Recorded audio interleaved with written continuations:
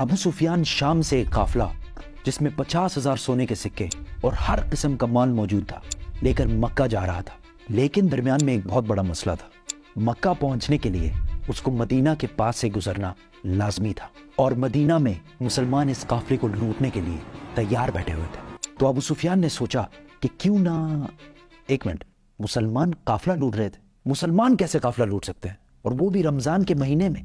असल में बदर की जंग से 1 साल पहले जब मुसलमान मक्का से हिजरत करके मदीना गए थे तो वो अपने साथ कुछ भी लेकर नहीं गए थे सिवाय उन कपड़ों के जो उन्होंने पहने हुए थे। मक्का वालों ने इनको गुस्सा दिलाने के लिए इनकी सारी चीजें, जमीनें, घर सब बेच दिए थे। और ये वो काफिला था जिसमें बहुत सारा सामान वो था जो मक्का के मुसलमानों से लूटा गया था। तो मुसलमान लूट नहीं रहे थे बल्कि अपने से लूटे हुए सामान का बदला ले रहे थे। तो अबू सुफियान, इस काफिले का हेड, इस टेंशन में था कि अगर वो इस रास्ते से गया तो मुसलमान तो उसको छोड़ेंगे नहीं। तो उसने अपना रास्ता बदला और मक्का एक खत भिजवाया कि मक्का वाले फुल स्पीड इस काफिले की मदद के लिए पहुंचे। तो वो बंदा जैसे ही मक्का पहुंचा उसने काबा के पास जाकर अपने ऊंट के कान और नाक काट दिए और अपने कपड़े फाड़कर जोर जोर से मदद के लिए चीखने लगा। ये उस जमाने में उनका इमरजेंसी दिखाने का एक रिवाज था। मुसलमान फौज ऑलरेडी काफिले को रोकने के लिए निकल चुकी थी। अबू जहल ने उस कासिद से पूछा, कितने आदमी थे? उस कासिद ने कहा ऑलमोस्ट कोई 313 लोग होंगे। अबू जहल ने कहा हम 1000 लोग लेके जाएंगे। फिर उसने पूछा कितने घोड़े हैं, तो उस बंदे ने कहा ऑलमोस्ट कोई 2 घोड़े होंगे। अबू जहल ने कहा हम 100 घोड़े लेके जाएंगे। फिर उसने पूछा मुसलमानों की फौज में ऊंट कितने हैं, उसने कहा कोई 70 कैमल्स होंगे। We'll bring 170. अबू सुफियान का काफिला मेन रोड को छोड़कर किसी और रास्ते से निकला और मुसलमानों की फौज से बचकर भाग गया। तो अब लड़ाई करने की कोई जरूरत नहीं थी क्योंकि काफिला तो बच गया। The caravan is safe. So there is no need to fight. Not fight. लेकिन अबू जहल ने कहा कि अब अगर काफिला बच भी जाए हम इन मुसलमानों को नहीं छोड़ेंगे क्योंकि इनके एक एक बंदे को मारने के लिए हमारे पास 3 लोग मौजूद हैं। We finish them tomorrow. We fight. Mohammad सल्लल्लाहु अलैहि वसल्लम ने अपनी फौज को बदर के पहले कुएं के पास जाकर पड़ाव डालने का हुक्म दिया। तो एक सहाबी ने आकर पूछा, या रसूलल्लाह, ये जगह आपने अल्लाह के कहने पे चूज की है या मशवरे से?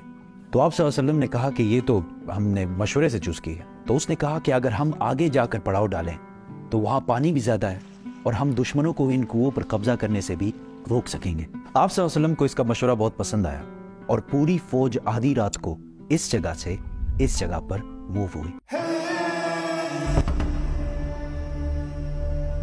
दूसरे दिन अबू जहल की फौज जब सामने आई तो वो मुसलमानों से 3 गुना बड़ी थी।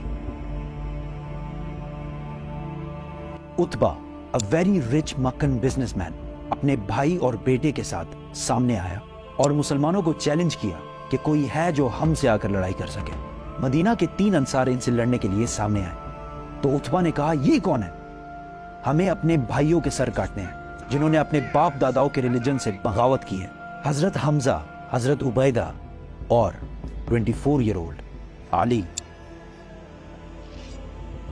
रज़ियल्लाहु ताला अन्हु सामने आए और लड़ाई शुरू हुई। हजरत उबैदा जख्मी हुए लेकिन उतबा, उसका भाई और उसका बेटा तीनों मारे गए। उतबा का बेटा हुज़ैफा जो कि मुसलमानों की फौज में था, उसके सामने ही उसके बाप, भाई और चाचा को मार दिया गया लेकिन वो मुसलमानों की फौज में ही रहा। मुसलमानों को पता था कि दुश्मन के मुकाबले में उनकी फौज बहुत छोटी है, तो उन्होंने डिफेंसिव स्ट्रेटेजी इख्तियार की कि यार हम तो अपनी जगह से नहीं लेंगे, तुम लोग आके हमला करो। इसी के साथ अबू जहल ने फुल फ्लेज हमले का हुक्म दिया क्योंकि उसका ख्याल था कि 2 मिनट का काम है, बस खत्म करके निकलते हैं यहाँ से। लेकिन ऐसा नहीं हुआ। आहिस्ता आहिस्ता हर एक मुसलमान के बदले 5 काफिर मरने लगे। काफिरों की फौज पीछे हटी और टेंशन में पड़ गई कि यार ये हम इनसे 3 गुना ज्यादा हैं और हम इनको इनकी जगह से भी नहीं ला पा रहे। मीनवाइल मुसलमानों ने अपनी सफों को बदला और फ्रेश लोगों को सामने लाकर खड़ा कर दिया। अबू जहल ने दोबारा फुल फ्लेज हमले का हुक्म दिया लेकिन फिर वही हुआ और काफिर फौज पीछे हटने लगी। लेकिन इस बार मुसलमानों ने इन पर हमला कर दिया और काफिरों की फौज बदर को छोड़कर हर तरफ भागने लगी और काफिरों का जनरल बाज अबू जहल मारा गया।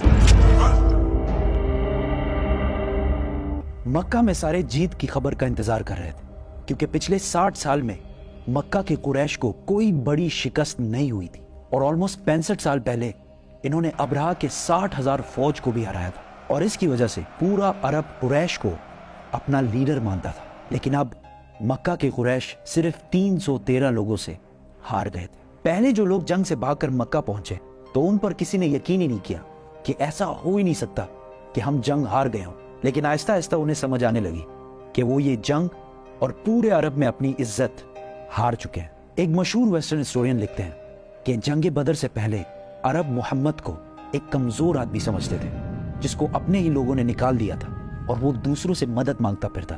लेकिन जंग बदर के बाद मोहम्मद एक बादशाह और मिलिट्री इंजीनियर्स के तौर पर पूरे अरब में मशहूर हो गया, क्योंकि उन्होंने अपने से 3 गुना बड़ी फौज को हरा कर दिखाया था। जीत की खबर लेकर जब मुसलमान मदीना पहुंचे तो हर तरफ खुशी और सेलिब्रेशन चल रही थी।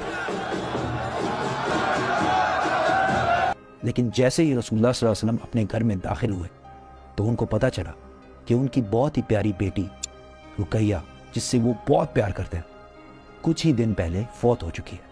इस बात से रसूलुल्लाह सल्लल्लाहु अलैहि वसल्लम को बहुत दुख हुआ, लेकिन मुसलमानों की खुशी और सेलिब्रेशंस जारी रखने के लिए उन्होंने अपने गम का जिक्र किसी से भी नहीं किया। और ये सेलिब्रेशन ज्यादा देर चल भी नहीं सकती थी, क्योंकि इस बार अबू सुफियान ने पूरे अरब से 3000 की फौज जमा करके मुसलमानों से बदला लेने की तैयारी शुरू कर दी थी। They are gathering. Every young man with a sword is on his way to Mecca.